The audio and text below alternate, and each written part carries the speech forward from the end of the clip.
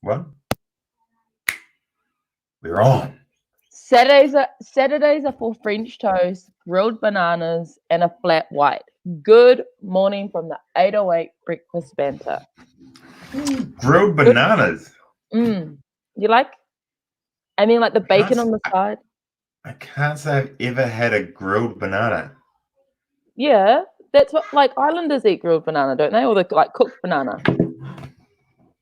Yeah, but not by itself. Like I usually have it with like pancakes or something. Yeah, like that. I've never had it. I've never had it by itself though. Do you have it by itself? No, with French toast. Oh yeah. Oh yeah. Oh, sorry, I just thought that you were like, yo man, I was gonna throw some banana on the fry pan and just eat that. No. I was going, oh homie, that's you on now. You've gone full native. Yeah, full. Just surviving on the fruit. Good morning, surviving on the fruit. Do you remember back in the day they used to do like deep fried Mars bars and stuff and deep fried like? Have you ever had that? Yeah. That's like a heart attack in a chocolate bar. So you've had one? Yeah, game changer. It's like Torbay Shops. Torbay Shops does the Torbay Fish and Chip Shop. Shout out to them because they've been doing it since I was like 15. Really? Yeah. Wow. Yeah. Okay, yeah.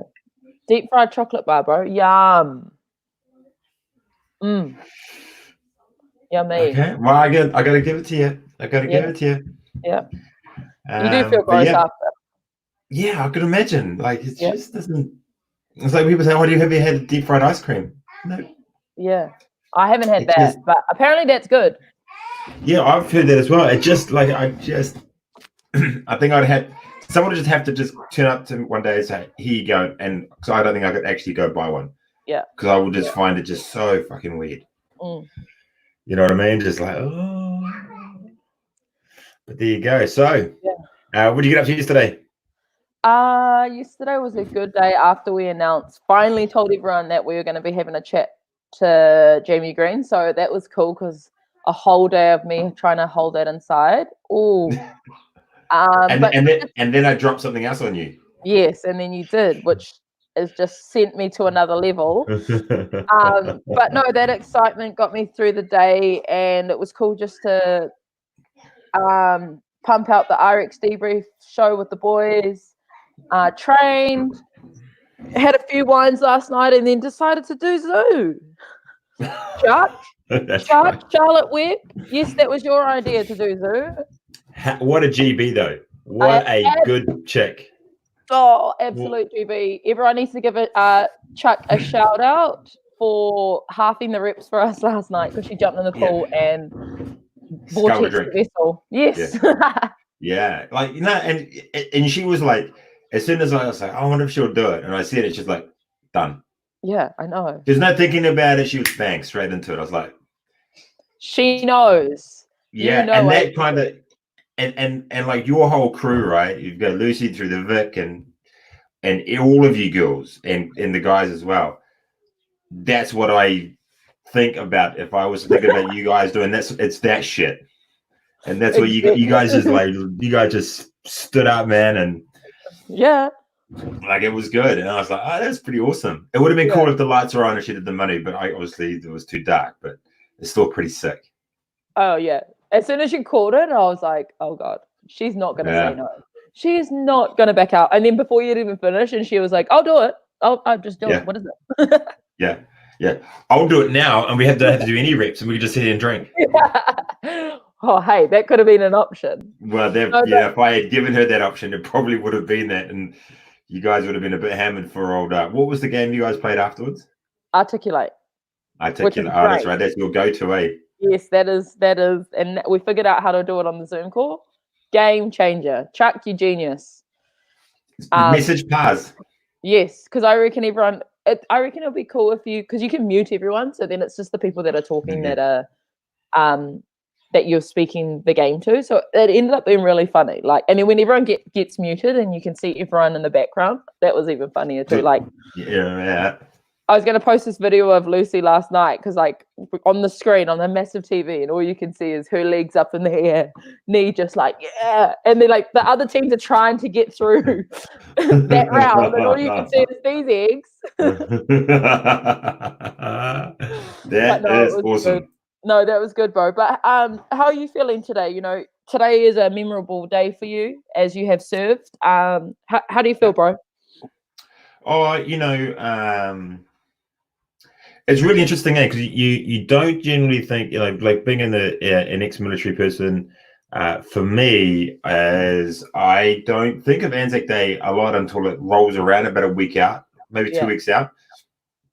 Yeah. And then it's when you bring your medals out and you have a look at some of your gear and you dust off some of the old DPMs, and you just kind of, you start to reminisce and you look through some old photos, and the military was a real big period of my life. Now I'm going to quickly see if I can't show you this photo if I can.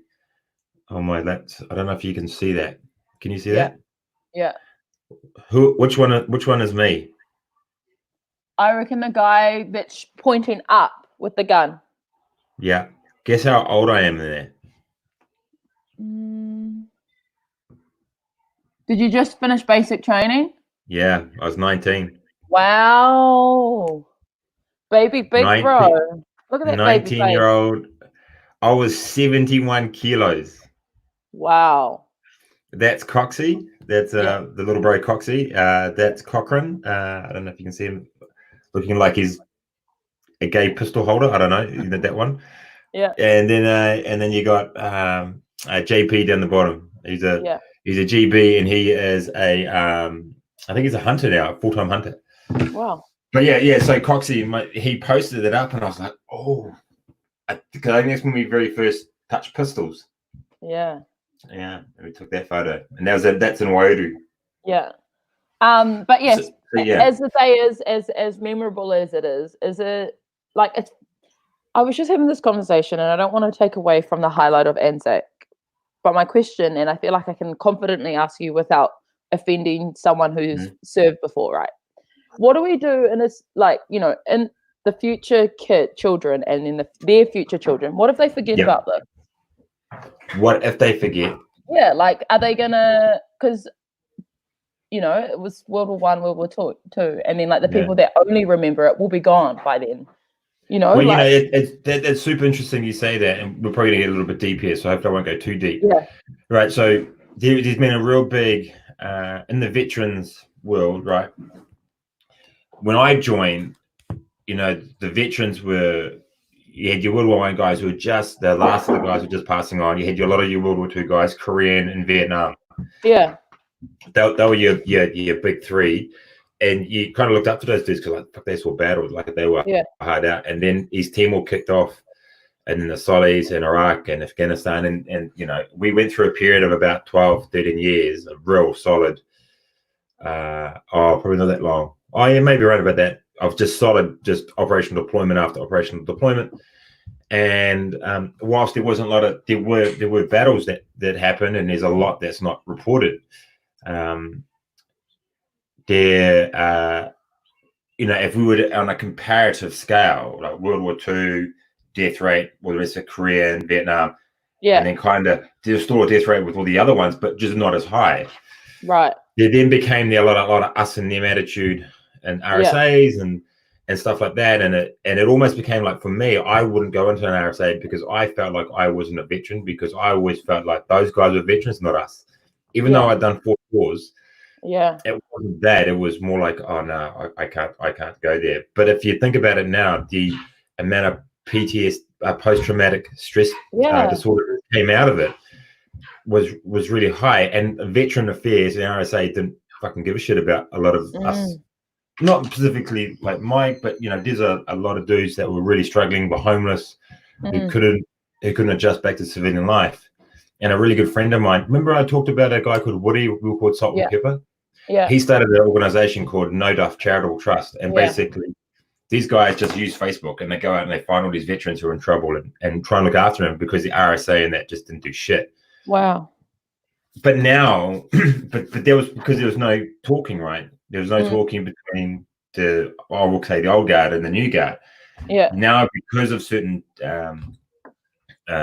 discussions and high-profile media stuff that's happened, now there's some form of communication where they're trying to bridge that gap, and that's not the RSA's fault. That was just they just weren't told about stuff, and it's not these guys' fault because they were just trying to respect the old guard. But they're right in the middle where the politicians should be sitting. They weren't talking, trying to bridge it, and so now that's trying to happen. And now this is a really long way of coming back to your question of how do we stop our guys from forgetting? Well, that behoves people like me and that to keep those stories alive. And World War I and World War II we're kind of where the Anzac started, but that's also not where it finished because East Timor is another example of Anzacs. Afghanistan and Iraq are another example of Afghanistan. Vietnam is another one. So it still carries on. It just started in World War I, World War II. It hasn't finished, and there's still that correlation. So that's where the talk should still be going. I mean, it's a super contentious issue because you can talk to a lot of really old veterans, and they just don't understand what we've been through. And they won't compare it to what you've been through to what they've been through because they would be like, "That I went through way harder." Well, yeah, clearly. Yeah, like they went through some shit, but so did a lot of our guys. And, a lot of the dudes that. It's with the age of technology and that sort of stuff, it heightens the experience that we've had, probably compared to what they've had. But it doesn't dissuade from either or. So that's a really long way of asking that question. Thank you for explaining that to me because I was like, I really want to ask this, but I don't know how to say it without it being offensive to the Anzac, and I don't want to be like, oh, listen to this person go on about, what she thinks about the future of it. But it is interesting though, because yes, we didn't have the technology back in the day, but we do have it now. But what's to say that, there might be World War III and that might be the new Anzac, I guess, I don't know. It was just playing in my head. And if you think about it, it's probably another really good way of honoring just people doing. Yeah, that's what in my opinion. Yeah, that's what I reckon it should be more. Like, yes, remember that, but honor that as well. Honor the ones that are still serving. Honor the ones that are still fighting. Honor the ones that, Anyways, I mean, you could probably even have that. I would even say, like, the nurses and that are sitting on the front line doing the stuff today. Exactly. That is still just as relevant because it's something that we need to respect and understand that these people put themselves in a situation where the risk of them getting worse and sick and affecting their bubble is tenfold. Exactly. But let's get on to something a little bit different. Questions from you to Jamie Greene. All right, so we have organized the catch up. It will happen, I would say, in the next 48 hours. And we don't know when. Mo and I will talk soon about when we will drop this, and then we will let you guys know. We probably won't know when we're going to drop it until after we've done the chat with her. But what we thought we'd do, because we have had a huge amount of responses from you all about the questions. So I thought that we would answer some of them. So I will not answer some of them, but just read them out, and then we'll probably give our thoughts of what she's going to say. And if you've got some more questions that you want to ask her, just drop it in the comments, and then we can go from there. Yeah, like so there's so many questions. I've got you're on the Instagram. No, sorry, I'm just bringing them up. Kenny sent some good ones through of, like, what does her weekly training schedule look like, which is handy. I'm interested in to see that. Even her nutrition. How did it feel to not only go to the CrossFit Games to represent New Zealand, but to take away third place against some incredible athletes, which is so relevant in terms of I want to know all of that stuff in terms of how she trains and how beast she is, but I want to know, like, the micro stuff. What doesn't she like? What makes her feel uncomfortable? And these are all really good questions, and even the worst and hardest workout she's ever done. Those are some questions from Kendall. What ones have you got?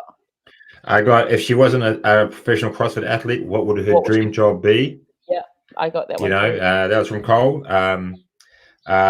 What's your go-to brekkie from Mr. Hoyle? Yeah. That's a pretty random ones, like, do you like hot ladies? But I think that's from a random dude.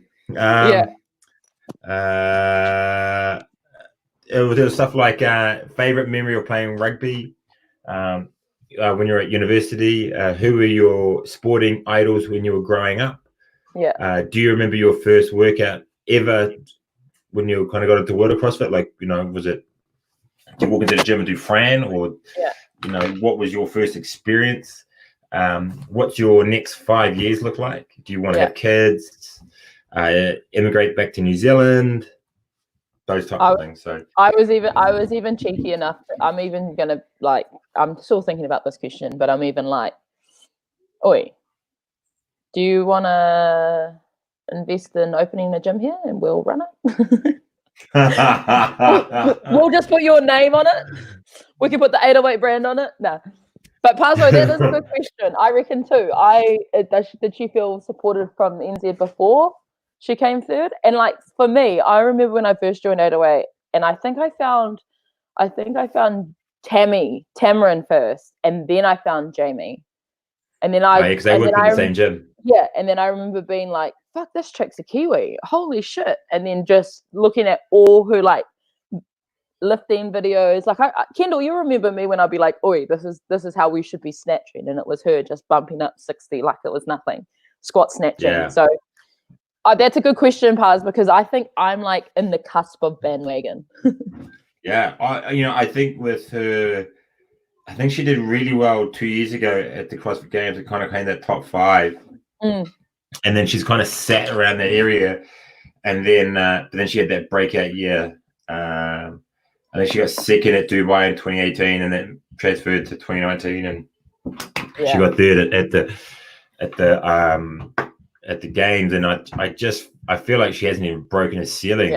Watching her, and just like super humble, and you just think, I can imagine her really comfortably in red bands, a swanee, a beanie, and a bottle of Spates in her hand, and a burger, and she's you could just, she's that type of person that you shouldn't give a shit, and she doesn't give a shit about what you think. She's just going to be pretty epic. So, but that Paz is a really good question. Yeah. I'm excited for this though. Like, I am fizzing that we get this opportunity again. Like, are you kidding? The third fittest woman in the world just going to casually have a yarn with us. Yeah. Sorry. But that's cool, that's because of the guys, and Hyundai, it's for you guys. If you can think of any other questions not related to CrossFit, let me know. We would like to we want to kind of hit her up with some non-CrossFit related questions, because it's cool that we get to talk to her, but we want to kind of find out a little bit more about who she is.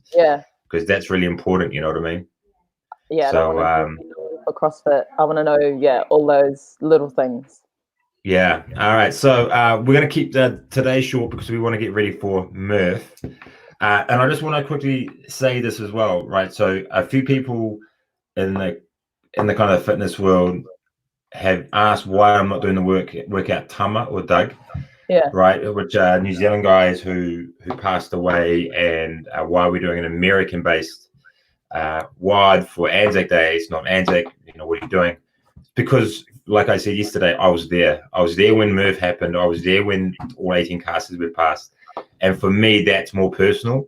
And that's not taking away anything from Tama and Doug and all the rest of it. But this is more personal for me. So for those that have expressed their displeasure of me doing that, this is what I say. Yeah, fuck that. Right? Screw you guys. It's no different, though. It's no different. Like, why... you just said, it's personal on your level, and like, we like, okay, we're Kiwis and we should be doing that, but that's not just it. It makes it more relatable for me knowing that you watched that coffin drive past you. 100%. Fuck that, you don't have to shit. Yeah, well, I know, but just there are some dicks out there, so there you go. All right, would you rathers, or who would win in a fight? Send us through some quick ones. I'll read them out, and also send us through the numbers for the quote. We'll read out a double quote today. We'll do 2. Yeah, why not? We'll do two numbers. One guy send through a number, and we'll read out a girl number as well. Also, question: did anyone? We'll balance them out. When was the first time we celebrated Anzac Day? Do you know that question? Can someone Google it for me right now? Like in New Zealand, in Australia, when did we start celebrating Anzac Day? I want to say Actually, it's 1916. I thought that's when it happened. I thought that's when they died. No, but no. Well, no. Anzac Day, it's because of what happened in Gallipoli in 1915, 1916. They celebrated the first year of it. Oh, okay. I'm sure that's how it works. But hang on, Anzac. Like Anzac when did Day everyone start going to the celebration, when did circus it- and stuff? That's what I want to know. When was the first one? I'm sure it was 2016. 106 years 1960. ago? Jesus. In 106 years from now, there's going to be flying planes, and this video is going to be going to be viral because it's going to be 1916. Ah, okay. Yeah, it was in 1916. But yeah, I thought it was. Yeah. Go. Nick Hoyle asked who would win in a fight out of me and Channel. Sis. Nah, you. Nah. Oh. Nah, you'd knock her. You would knock her out. But I love you, sis. Yeah. Fee's done a good one. 25th for Anzac Day. Yes, 25th of Anzac Day. How's everyone feeling for Murph? Feeling good? Yeah. Wow, it's going to be gnarly. We got it in 31 minutes. So we get warmed up. Fee, it's a long one. Go. Nala vs. Soul. Ooh. Dude, Soul knocked out Neo yesterday, so it will totally be Soul. Like they were sitting, like, you know, our back doorstep.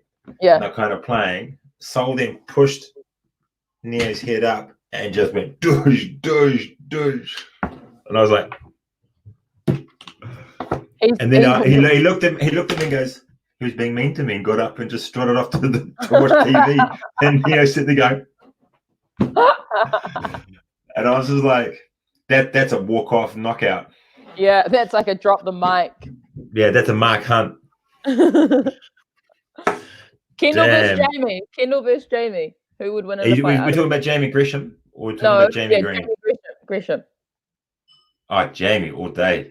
Yeah, I reckon Jamie would fucking pluck Kendall's eyebrows. I reckon Jamie would take out Canyon. Yeah, I would. He's a little whoopper. Yeah, you know, he's like that little terrier, you know, little Jack Russell that will just like clench onto your throat and want you to go until he's finished. Okay, I'm gonna read the first. I'm gonna read the first quote. Fee, this is your number. People are always blaming their circumstances for what they are. I don't believe in circumstances. The people who get on in this world are the people who get up and look for the circumstances they want. And if they can't find them, make them. No, nice. Like that one. That is a good long one. I read that properly. And you did read that really well. Yeah, I was trying not to rush it. Send me a number, boys. Send me a number. Kendall. Everyone's saying Kendall would beat up Jamie. Jamie, man, I got your back, bro. I got Jamie's back too. I reckon Kendall would be psycho. Or you know what? I reckon he would RKO her. He'll do the Randy Orton knockout. He'll just sit there, kind of like fake getting hurt. She'd come in for a kill shot, and he'll just get up and just RKO her. Yeah, and because I reckon I could imagine Jamie like running away from her. She would have to catch him, and because he's too fast and whoopy, and then come up underneath him. Whoa! 100%. That'd be a cool fight. We've actually joked a lot about getting those real massive boxing gloves, those real big, like 40-ounce massive, like padded ones, and 40 for pass, do number 40, and that they would have this big boxing mat or get those big sumo suits and they just run at each other. Sumo suits would be funny. Oh God. Okay. All day. 40. Page 40, and then are we going to sign off and everyone's going to get ready for bet. Okay. Yeah. Destiny is not a matter of chance. It is a matter of choice. It is not a thing to be waited for. It is a thing to be achieved. 40. Ooh, that's a goodie. That is a goodie. That is a goodie. Up and then on our socials. Yeah. So, team, remember, no workouts tomorrow. No banter with us. Have a day off. Be with your families. Get out there. Enjoy the sun. Mow some lawns. Cut some hedges. Go for walks. Second to last day tomorrow of level 4 lockdown until we go to level 3, which will be kind of cool. And then, yeah. Hey, Chuck, you're not joining us today. Oh, it's a shame. Chuck, you should just do Murph. You should just do it. Just get out there and do it. No, that's good. Oh, paddleboarding. Well, maybe we might have to go for a cheeky paddleboard. Yep. Are we put allowed? that out. Yeah, allowed to go in the water. Yep. Oh, I thought it was just like swimming, and then you could fish from the rock. You can paddle, you can surf, you can't boat. Oh, fuck. All the surfers are going to be like... Yeah, imagine John and Chris. Yeah, they're like, Sean. Can't wait. Yeah, that'd be perfect. All right, team. That's us. Right. Get ready for Murph. We will see you all very soon. Very soon. Oh, Ciao, Bellas, boys. Ladies. Happy to see you.